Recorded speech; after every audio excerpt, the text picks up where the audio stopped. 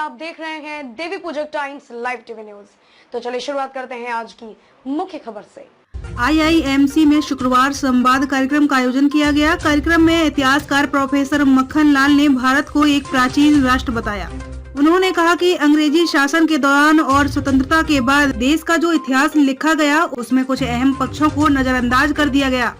इतिहासकार के रूप में हमें यह स्वीकारना चाहिए कि एक राष्ट्र का इतिहास अलग अलग संस्कृतियों से बनता है और भारत के इतिहास को भारतीय दृष्टिकोण से लिखे जाने की आवश्यकता है।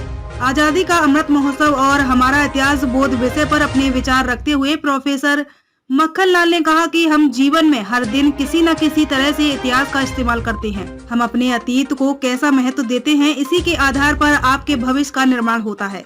अक्सर यह प्रश्न उठता है कि भारत एक राष्ट्र है या नहीं।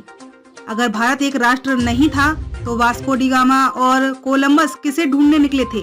यूरोप, रोमन और ग्रीस के साथ कौन व्यापार कर रहा था? प्रोफेसर मक्खन लाल के अनुसार देश की वर्तमान पीढ़ी तथ्यों से परिचित नहीं है।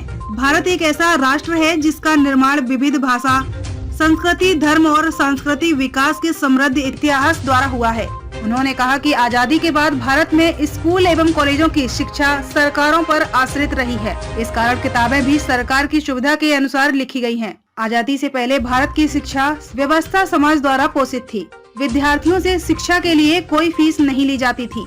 जब मैकाले ने भारत की शिक्षा पद्धति को उलट दिया तब शिक्षा का व्यवसायीकरण होना शुरू हुआ। खबरों में अब तक के लिए बस इतना ही। मिलते हैं फिर ऐसे ही किसी बड़ी खबर के साथ। तब तक के लिए नमस्कार और देखते रहिए Devi Pujak Times Live TV News. Subscribe कीजिए हमारे YouTube चैनल देवी पूजक टाइम्स को और बेल आइकन को प्रेस कर दीजिए, जिससे आपको हर एक अपडेट सबसे पहले